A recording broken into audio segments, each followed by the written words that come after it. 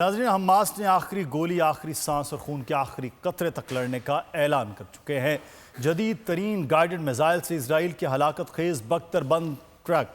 Tiger کے پرخچے بھی اڑا دیے گئے۔ یہ صورتحال ایک جانب نظر آ رہی ہے، دوسری جانب صورتحال یہ ہے کہ پوری دنیا میں سفارتی سطح پر ایک جانب وہ ممالک ہیں جو اسرائیل کو مکمل سپورٹ کر رہے ہیں اور دوسری جانب وہ ممالک ہیں جو جنگ بندی کی بات کر رہے ہیں۔ تو یہ کیسے معاملہ ہوگا؟ شمشاد احمد خان صاحب ہمارے ساتھ موجود ہیں، فارمر ایمبیسڈر ہیں۔ بہت شکریہ سر آپ کے وقت کا۔ شمشاد صاحب،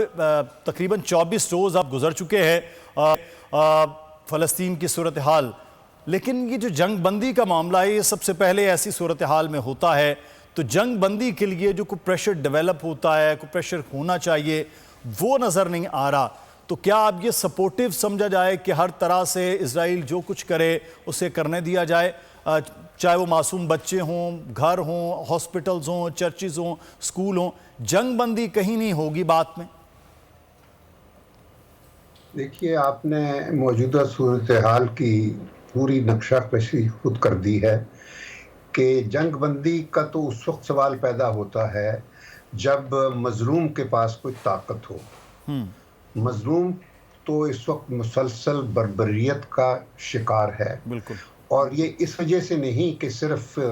یہ دو فریقوں کی لڑائی ہے، یہ پورا سسٹم جو ہے دنیا کا، یہ پورا سسٹم تباہ ہو چکا ہے، کیونکہ اس سسٹم میں اصولاً یونائٹڈ نیشنز بنائی گئی تھی دوسری جنگ عظیم کے بعد as the last best hope,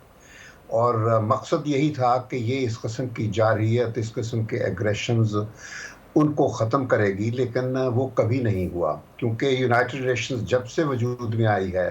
تو اس کو بڑی طاقتوں نے اپنے مفادات کا اکھاڑا بنا رکھا ہے۔ اور اب جو کچھ آپ دیکھ رہے ہیں وہ اس سچویشن کی مکمل عکاسی ہو رہی ہے، کیونکہ یہ جو لڑائی ہے اصل، ایک طرف امریکہ اور اس کے فریق ہیں، یا نیٹو کا ملٹری بینڈ ویگن ہے، وہ ایک طرف ہے، اور دوسری طرف چین اور روس ہیں، کیونکہ ادھر امریکہ کے ساتھ برطانیہ، فرانس وہ بھی شامل ہیں۔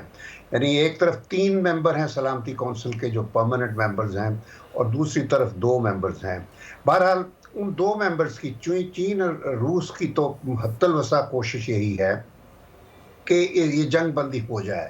کیونکہ یہ ایک ایگریشن ہوا ہے، اور اسرائیل ہمیشہ سے ایگریشن کرتا ہے، یہ پہلی دفعہ نہیں ہوا۔ یہ اور چیز ہے کہ اس دفعہ حماس نے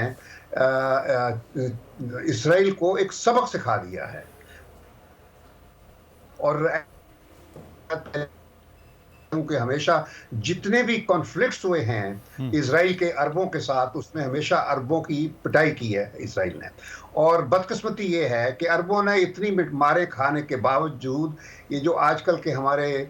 ہمسائے کے شہزادے ہیں جن کے پاس دولت ہے، اسلامک ورلڈ کی تقریباً جو 57 ممالک ہیں، ان سب کا جو مجموعہ ہے دولت کا، وہ ان چند ریاستوں کے پاس ہے، جو کہ گلف کی ریاستیں جن کو کہا جاتا ہے، یہ تیل کی مالک ریاستیں کہا جاتا ہے۔ تو مقصد یہ ہے کہ یہ تو اسرائیل کے ساتھ مکمل اپنی پینگیں بڑھا رہے تھے، اور شاید حماس نے یہ اپنی جو کارروائی 7 اکتوبر کی تھی وہ کی ہی اس وجہ سے تھی کہ وہ ان عربوں کو ایک سبق، یہ اسرائیل کو سبق نہیں تھا، یہ عربوں کو ایک سبق دینا تھا کہ تم جو کچھ کر رہے ہو ہمارے سر پر، ہمارے بچوں کو، ہماری خاندانوں کو، ہماری فیملیز کو، ہم سب کو قربان کر کے تم اپنے اسرائیل کے ساتھ مل کر کیسینو چلاؤ گے، کعبہ خانے چلاؤ گے، اور اس قسم کے تعلقات جس بنا رہے تھے، یہ ان کے لیے سبق تھا۔ لیکن عرب کوئی سیکھنے والے قوم نہیں ہیں، یہ تو کبھی دیکھیے نا، خلافتوں کا زمانہ لے لیجئے، جس طریقے سے کس طرح پھر بعد میں دوسرے ایران آ گیا، ترکی آ گیا، انہوں نے پھر خلافتیں لے لی تھی۔ عربوں کے پاس کبھی کوئی نیشنلزم نام کی کوئی چیز نہیں ہے، انہوں نے خود بھی اپنے آپ کو بانٹا ہوا ہے، کوئی اپنے آپ کو مصری کہتا ہے، کوئی یمنی کہتا ہے، اور کوئی افریقن کہتا ہے، تو اس وجہ سے یونٹی کوئی نہیں ہے۔ یہ تو ہو گیا عربوں کی بات، لیکن میں ایک چیز اور آپ کو بتا دوں، آپ کیونکہ